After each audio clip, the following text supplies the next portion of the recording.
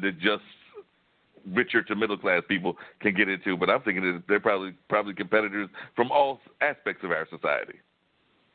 Well, it started out, especially breeds, definitely started out as a class structure. Probably the first true breed was the English foxhound, I think in the 17th century. Prior to that, if we're going back thousands of years, we had different types. We had sighthounds, and we had comfort dogs, and we had trailing hounds. But the recorded, where they decided which genetic code would go with which, and the careful record keeping on the different breeds was probably with the English foxhounds in the 17th century.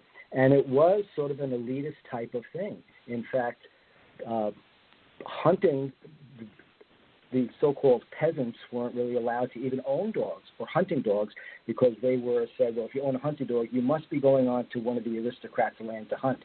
So they weren't even allowed to have them. And so it really was sort of a class type of structure. And then you had the hunting dogs or the upper class, and then you had the lower, sort of the bulldoggy types were the lower class type of dogs there. And that all changed. I mean, now, of course, anybody can if they have a dog and it is pedigree, they can go they can register and compete in dog shows. It's not that class structure. Although there is, within the breed world, there is obviously a lot of sort of competition among breeds, and some people think, well, my breed is more pure than your breed, just like everything else. But it really is open to anybody. My question always is why do we even need breeds anymore at this point? We are it becomes sort of this mass production manufacturing of dogs that is not really as necessary as it was. I mean, when's the last time you saw a Great Dane hunting wild boar, which is one of their original uses, or you saw a bulldog going after bulls? We don't really need these specific breeds anymore, other than our own desire for either status or specific fashion or style. And part of what is going on, the movement now is going on sort of against breeds, is that there are millions, literally millions and millions and millions of dogs that are lying in shelters, getting abandoned, neglected every day. And a lot of breeders are producing them in order, honestly, they sort of monetize the dog world. And I have some ethical questions on that, whether that should continue to go on with that. Yeah, and speaking of those ethical questions, I know for a fact, I mean, of course, everybody remembers the case of Michael Vick and others from way back in the day and everything, but there are still people that are breeding dogs to fight.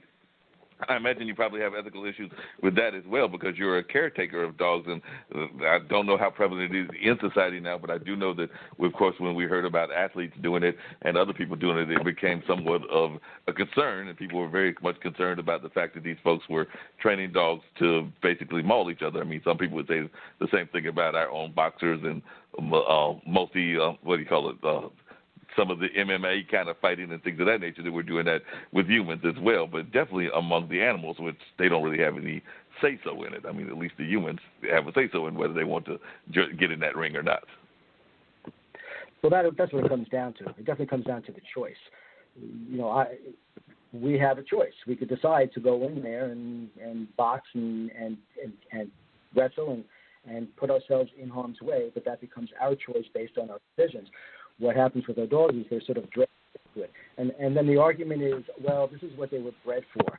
But honestly, if you give the dog the absolute choice, some would do it, and it's great, let them go ahead if that's really what they want. But many are not chosen, or many would not make that choice to do that. And yet they're sort of drafted and put into these positions to do these things anyway. And that becomes where that has a real questions to it, whether or not that's a fair treatment of the dogs.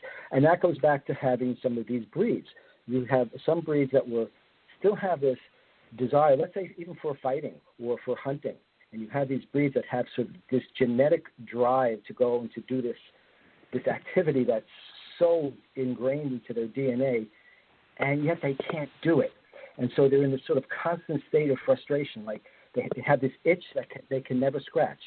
And so I've had a client who, in an apartment building, has had a gorgeous but really a frustrated hunting dog. What happens to have been a foxhound, and got it from a breeder that was from somewhere where all his dogs were doing hunting, and they really loved the look of this dog and put in a small apartment. And it's really not a great mix, because now you have a dog that may look beautiful, but this poor dog is in constant frustration because he never gets to do the very thing that every fiber of his being is telling him to do that. And that's where some of the problems really come in. When it's like if you had a Ferrari and you never drove it over 20 miles an hour, it doesn't work. It's not, something's going to break down after a while. Yeah, definitely. I could definitely see where that would be the case with the Ferrari, and that's a good analogy and everything. Now, I know a lot of times, like I said, I've had dogs and cats, and I know sometimes people talk about the care of dogs and how they are a lot more, for lack of a better term, dependent on the human, whereas some people feel that the cat can basically survive on its own and not really need the human except for to give it some food and maybe to change the litter box and things of that nature. Is that something that you as a dog owner and a dog proponent believe in, or is that one of the misconceptions that you think people have about dog owners, is that the dog doesn't need as much human interaction as, say, the cat and definitely the fish? I mean, all you got to do with a fish apparently is just give it its basic food, and it'll be happy just swimming around the tank. Yeah, well, when it comes to the fish, I would agree. It really does not that dependent on us, other than to sprinkle some food into their fish tank. They don't have this kind of social need, the social connection that they had.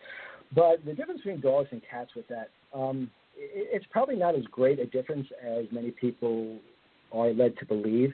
Cats definitely form very strong and have a need to form very strong social interactions and social bond. It's just displayed differently quite often than dogs do. They're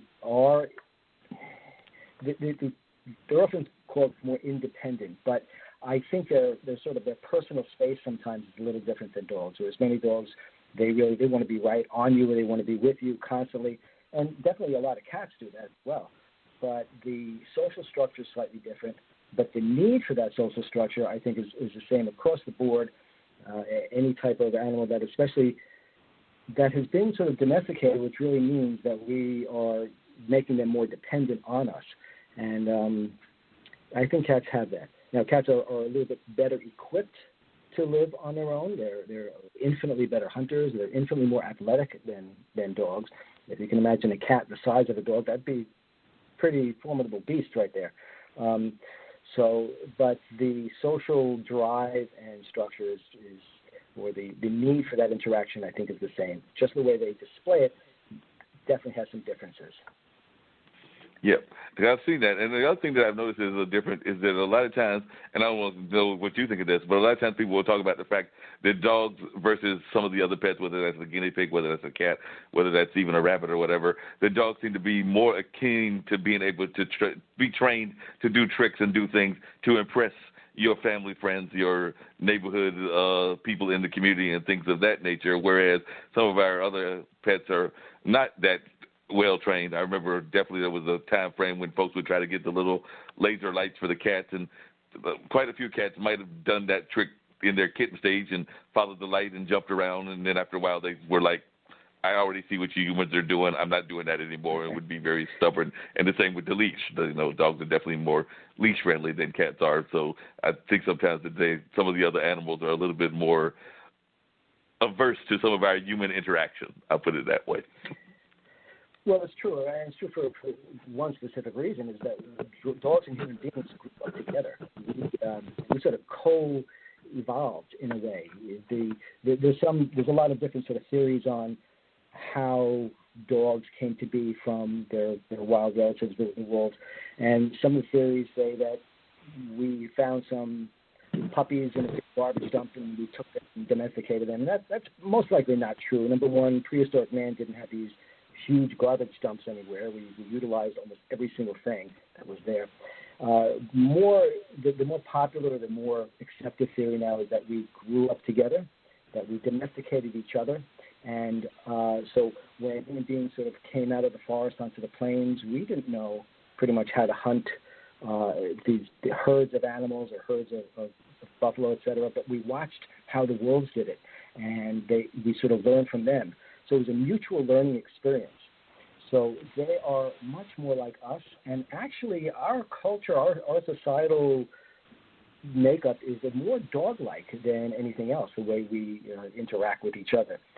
So we grew up together, so therefore they're going to be much more tuned into us, and they're going to be much more accepting of our ways, and when we begin to try to teach them certain things, they're going to learn better. Whereas you have a cat, which was definitely a product of specific domesticated type of behavior, where we took them and says we need to make this smaller, we need to make it hunt the rats, etc., and that's what we did.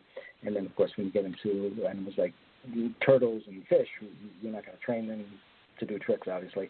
But dogs and people we have a connection that no other two species on the planet has, and that's why we are being such a successful pair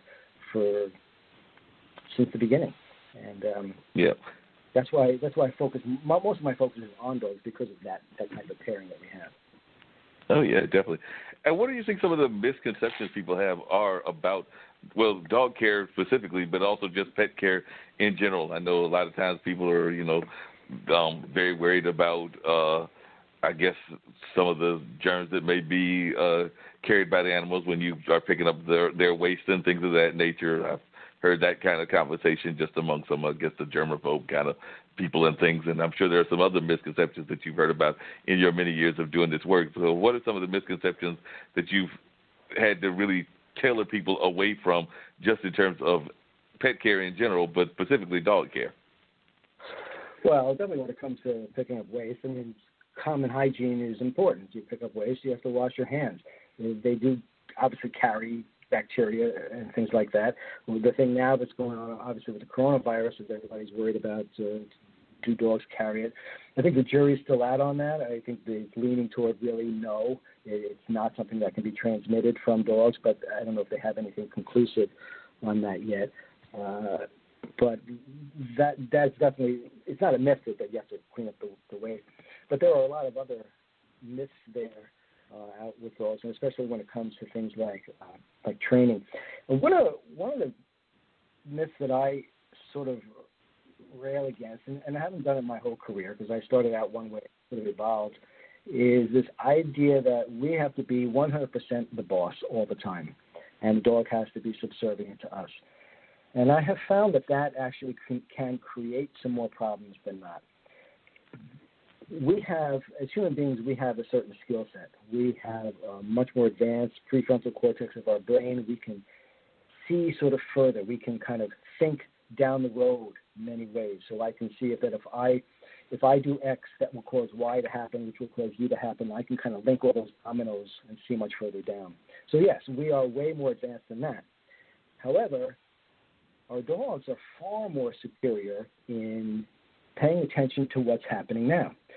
So when I'm working with a dog or my dogs, I will give my dogs advice on what to do for them to be safe based on my skill set. So I see if my dog's going to decide to run into the street after a squirrel, I can see further ahead, say, if you do this, a car can come and you can get hurt. However, 2 o'clock in the morning, if my dog runs to the window and is starting to bark at that window, or runs to the door and starts to bark at the door, I'm not going to dismiss him because he is far superior in his senses, in his ability of hearing or smelling and seeing than I am, and I'm going to allow him to lead the way in that case because that's his areas of expertise. So if it comes with humans and dogs, it really becomes this partnership where we each have our skill sets and we work together for this sort of common goal and help each other out in that.